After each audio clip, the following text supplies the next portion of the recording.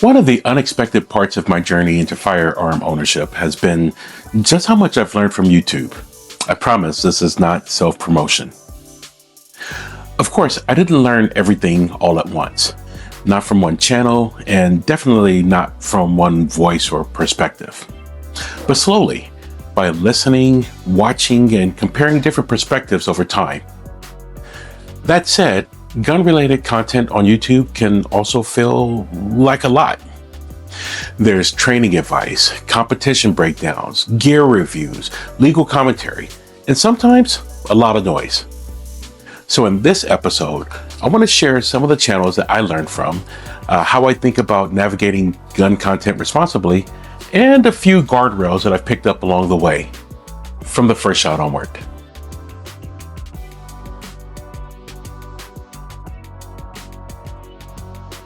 Now, before naming any channels, I want to frame one thing very clearly.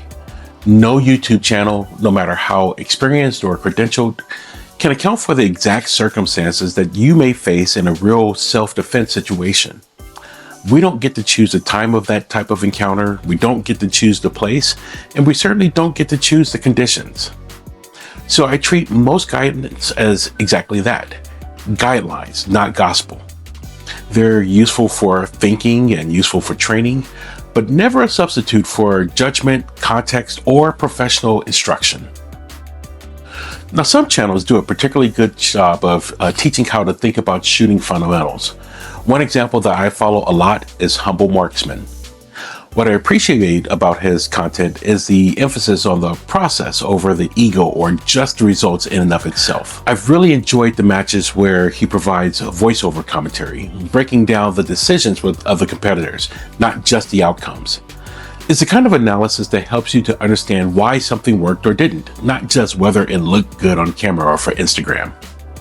He's also refreshingly candid in product reviews, especially when something isn't going quite right, which matters when people are spending their own hard-earned money on things that you're suggesting.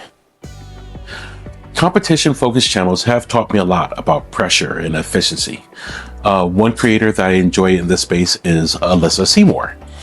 Even if you never compete, competition content shows how skills may hold up when there's a timer or an audience or expectations. And what I like most about Alyssa's channel is the fact that she's sharing exactly where she is in the process. She's not a masterclass shooter, not yet, though I think she's well on her way. She's transparent about her performances and her mistakes and areas where she's still working on and areas in which she's having an active struggle. And her friendly rivalry with her husband makes the content feel very relatable and not intimidating. Another voice that I've learned from in this space is Paul G. He's the Chief Safety Officer for the International Defensive Pistol Association. Now, his content is especially helpful for understanding nuanced rules that can confuse newer competitors. I've also had the opportunity to learn from him in person, and his insights were just as valuable live as they were on video. So if you shoot IDPA at all, his channel is well worth your time. Some channels are valuable not purely for instruction, but for conversation and perspective. A great example here is the We the People podcast.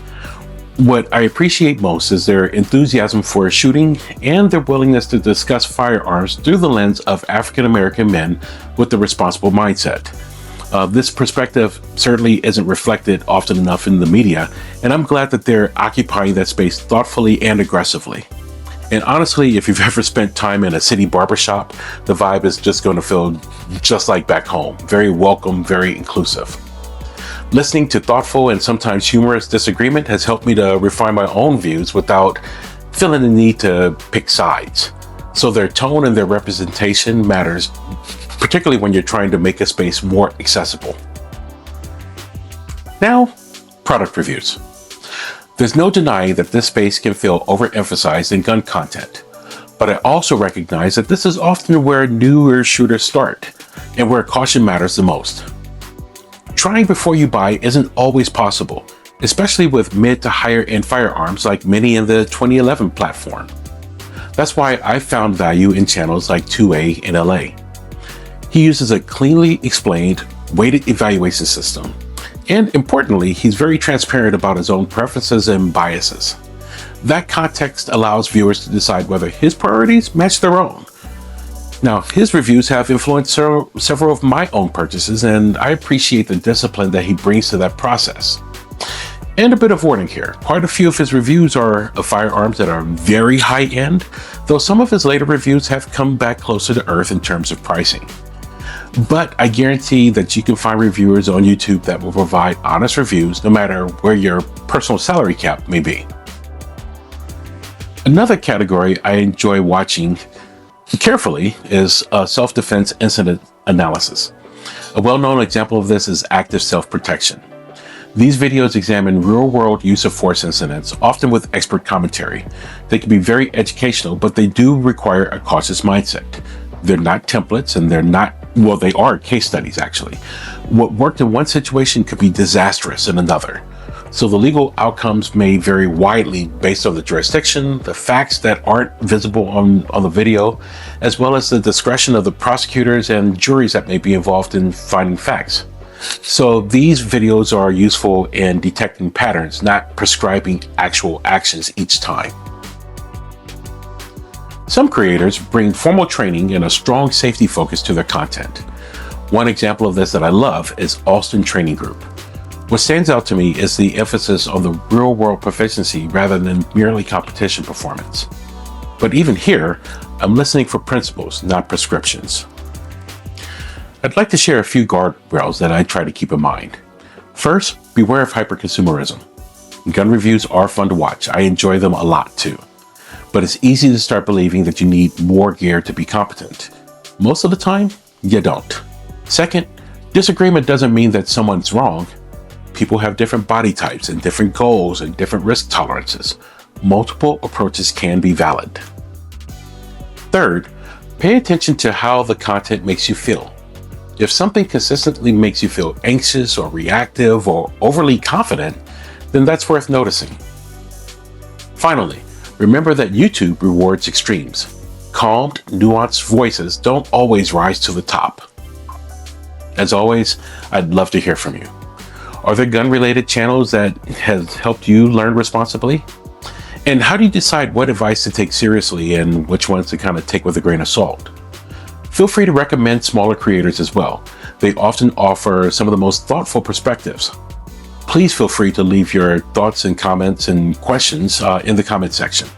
One of the benefits that I have of being a micro content creator is that I have the opportunity to provide direct responses and, frankly, more importantly to me, benefit from your perspective and experience.